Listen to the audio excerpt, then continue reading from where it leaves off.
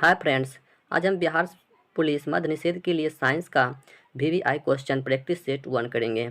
तो आज का हमारा पहला प्रश्न है कि एक खींचे गए रबर बैंड में किस प्रकार की ऊर्जा होती है।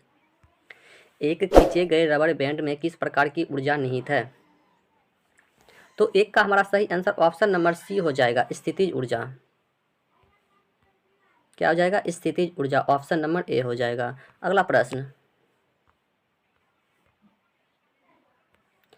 प्रश्न है 2 नंबर कि 2 नंबर प्रश्न है कि मानव शरीर का कौन सा अंग निमोनिया से प्रभावित होता है।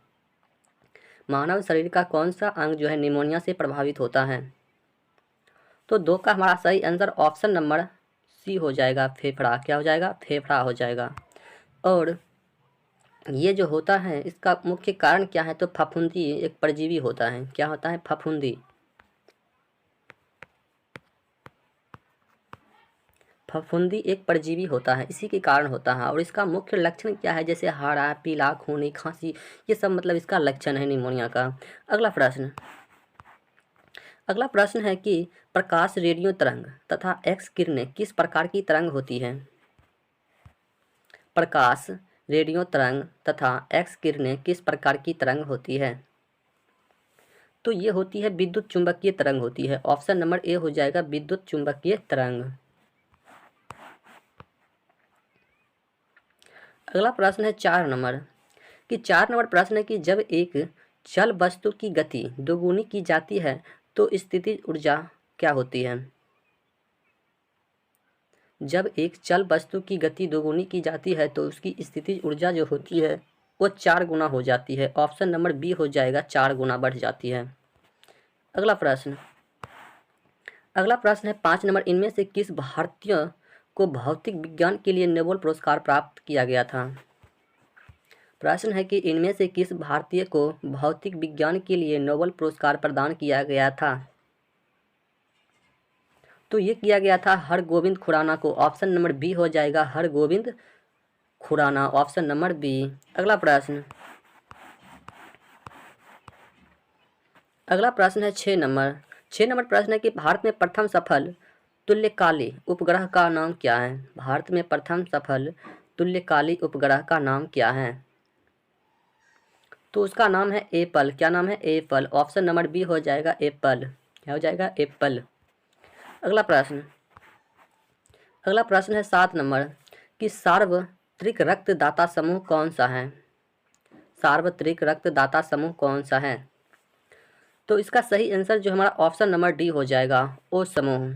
क्या हो जाएगा? ओ समूह। ये जो होता है सभी को रक्तदान कर सकता है, सभी को रक्तदान कर सकता है। और ए बी जो होता है ये सर्वग्राही होता है। क्या होता है? सर्वग्राही। ठीक है, ये भी याद रखिएगा। अगला प्रश्न है 8 नंबर कि 8 नंबर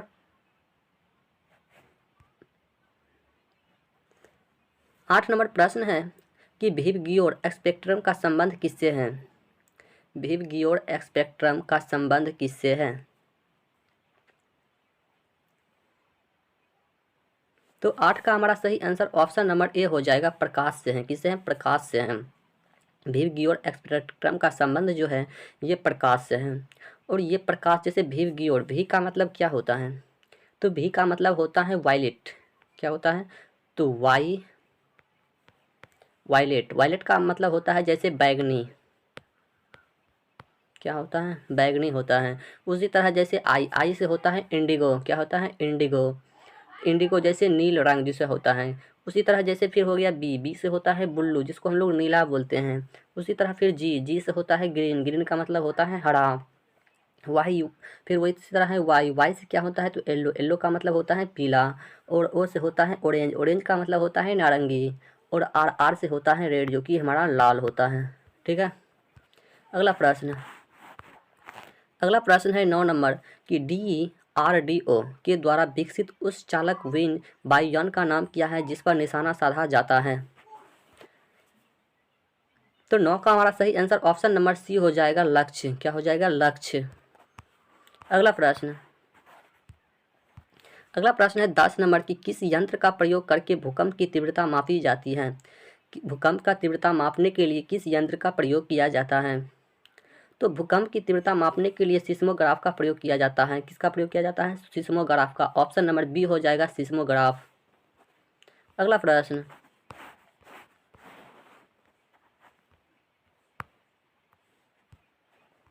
अगला प्रश्न है 11 नंबर की विद्युत वहन करने के लिए किसे उत्तम समझा जाता है? विद्युत वहन करने के लिए किसे उत्तम समझा जाता है? तो कंडक्टर को जो है अच्छा समझा जाता है। ऑप्शन नंबर बी हो जाएगा चालक, कंडक्टर्स। अगला प्रश्न, अगला प्रश्न है 12 नंबर की पाचन होने पर प्रोटीन डैश में परिवर्तित हो जाता है। पाचन होने पर प्रोटीन डैश में परिवर्तित हो जाता है। तो ये अमीनो अम्ल में परिवर्तित हो जाता है। एमिनो एसिड में, किस में हो जाता है? तो एमिनो एसिड में हो जाता है। अगला प्रश्न, अगला प्रश्न है 13 नंबर की मनुष्य में वृक्क तंत्र का एक भाग है। मनुष्य में वृक्क तंत्र का एक भाग है। तो मानव मनुष्य में जो वृक्क तंत्र का एक भाग होता है वह होता है उत्सर्जन के लिए। किसके लिए होता है? उत्सर्जन का एक भाग होता है। ऑप्शन नंबर सी हो जाएगा उत्सर्जन। अगला प्रश्न, अगला प्रश्न है 14 नंबर। 14 नंबर प्रश्न है कि मानव शरीर में श्वसन वर्णक है। मानव शरीर में श्वसन वर्णक है। मानव शरीर में श्वसन वर्णक है। तो हीमोग्लोबिन क्या हो जाएगा? तो हीमोग्लोबिन। ऑप्शन नंबर डी हो जाएगा हीमोग्लोबिन। मानव शरीर में श्वसन वर्णक है तो हीमोग्लोबिन क्या है? एक श्वसन वर्णक है। ऑप्शन नंबर डी हो जाएगा 14 का।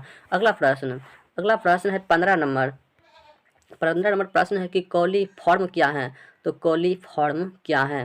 तो 15 का क्या हो जाएगा? कोलीफॉर्म क्या है? तो यह एक जीवाणुओं का समूह होता है। क्या होता है? तो जीवाणुओं का एक समूह होता है। कोलीफॉर्म क्या है? तो जीवाणुओं का एक समूह है। 15 का सही आंसर ऑप्शन नंबर ए हो जाएगा, जीवाणुओं का एक समूह होता है। अगला प्रश्न, अगला प्रश्न है कि पाव रोटी या इडली के लिए गूंधे आटे के फूलने का कारण क्या है? वो पाव रोटी जो फूल जाता है उसका फूलने का कारण क्या है?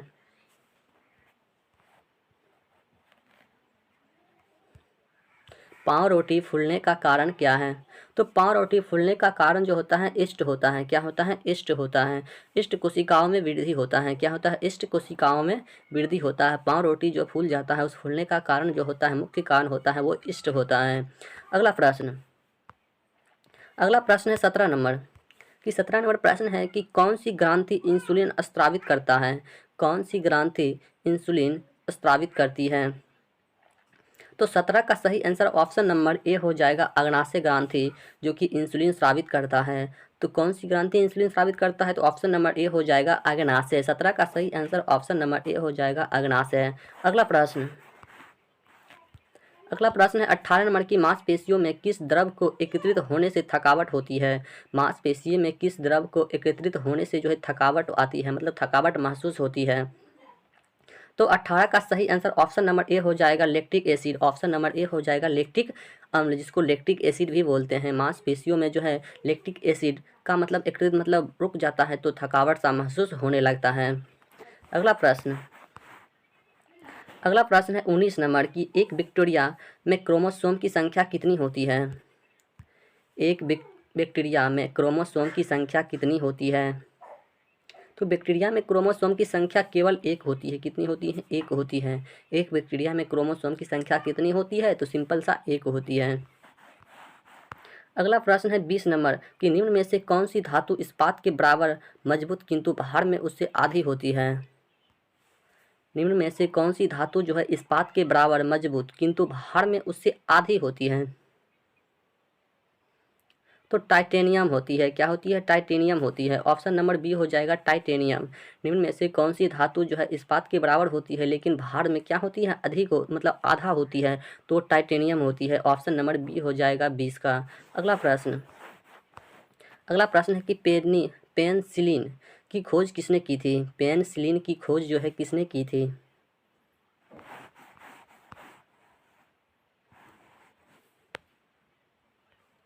पेनिसिलिन की खोज जो है किसने की थी? तो अलेक्जेंडर फ्लेमिंग ने किया था। किसने किया था? अलेक्जेंडर फ्लेमिंग ने किया था। किसने किया था? अलेक्जेंडर फ्लेमिंग ने। अगला प्रश्न, अगला प्रश्न है 22 नंबर की ब्रह्म शून्य ताप पर क्या होता है? तो ब्रह्म शून्य ताप पर क्या होता है? तो परम शून्य ताप पर जो है सभी गैस द्रव में बदल जाती हैं। जब परम शून्य ताप पर सभी गैस द्रव में क्या होती हैं, बदल जाती हैं। तो 22 का सही आंसर ऑप्शन नंबर सी हो जाएगा, सभी गैसें द्रव में बदल जाती है। अगला प्रश्न है 23 नंबर कि सिलिकॉन है, तो सिलिकॉन क्या है? तो सिलिकॉन जो है एक प्रकार का सेमी कंडक्टर है। क्या है? Semiconductor. Option number b हो जाएगा, सेमी कंडक्टर। सिलिकॉन क्या है? एक सेमी कंडक्टर है। 23 का सही आंसर ऑप्शन नंबर बी हो जाएगा। अगला प्रश्न है 24 नंबर कि निम्नलिखित में से कौन सी किरणें आँखों से नहीं देखी जा सकती है? निम्नलिखित में से कौन सी किरणें आँखों से नहीं देखी जा सकती है?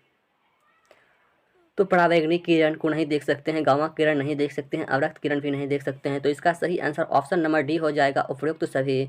किसी भी किरण को हम आँख से नहीं देख सकते हैं। तो इसका सही 24 का सही आंसर ऑप्शन नंबर डी हो जाएगा, उपयुक्त सभी। अगला प्रश्न है कि आंधी के आगमन के पूर्व बैरोमीटर में पारे का स्तर क्या होता है? आंधी के आगमन के पूर्व बैरोमीटर में पारे का स्तर क्या होता है? तो 25 का सही आंसर ऑप्शन नंबर ए हो जाएगा कि सामान्य स्तर से नीचे जाएगा। क्या हो जाएगा? सामान्य स्तर से नीचे जाएगा। तो 25 का सही आंसर ऑप्शन नंबर ए हो जाएगा। अगला प्रश्न है कि मानव शरीर की सबसे बड़ी ग्रंथि कौन सी है? मानव शरीर की सबसे बड़ी ग्रंथि कौन सी है?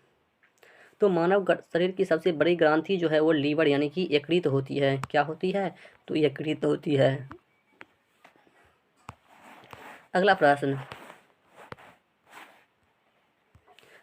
है 27 नंबर की वायुमंडल में सर्वाधिक कौन सी गैस पाई जाती है? वायुमंडल में सर्वाधिक कौन सी गैस पाई जाती है? तो वायुमंडल में सबसे अधिक गैस नाइट्रोजन पाई जाती है। ऑप्शन नंबर ए हो जाएगा, नाइट्रोजन गैस। वायुमंडल में सबसे अधिक कौन सी गैस पाई जाती है? Nitrogen gas. अगला प्रश्न है कि निम्न में से अश्रव्य तरंग कौन सी है? निम्न में से अश्रव्य तरंग जो है कौन सी है? तो ऑप्शन नंबर बी हो जाएगा, 20 हर्ट्ज से ऊपर। यानी कि 20 हर्ट्ज से ऊपर की ध्वनि हम लोग नहीं सुन सकते हैं, इससे नीचे की हम लोग ध्वनि सुन सकते हैं। अगला प्रश्न है 29 नंबर कि दूध की शुद्धता किससे मापी जाती है? दूध की शुद्धता को जांच करने के लिए हम किस यंत्र का प्रयोग करते हैं? तो इसका प्रयोग करते हैं हम इसमें करते हैं लैक्टोमीटर का प्रयोग करते हैं। ऑप्शन नंबर ए हो जाएगा, लैक्टोमीटर। दूध की शुद्धता मापने के लिए लैक्टोमीटर का प्रयोग किया जाता है। अगला प्रश्न जो कि आज का लास्ट प्रश्न है, 30 नंबर प्रश्न है कि ऊष्मा के स्थानांतरण का कारण क्या है? ऊष्मा के स्थानांतरण का कारण क्या है? तो ऊष्मा का स्थानांतरण का कारण होता है तापांतर। क्या होता है? तापांतर। ऑप्शन नंबर सी हो जाएगा, तापांतर। यदि अभी तक हमारे चैनल को लाइक एंड सब्सक्राइब नहीं किए हैं तो कर ले, ताकि कोई भी वीडियो आप तक समय पर पहुंच सके। और पिछले वीडियो को देखना चाहते हैं तो हमारे डिस्क्रिप्शन में टेलीग्राम का लिंक दिया गया है, वहां से जरूर जुड़ जाए। मिलते हैं अगले वीडियो में, तब तक के लिए जय हिंद, जय भारत।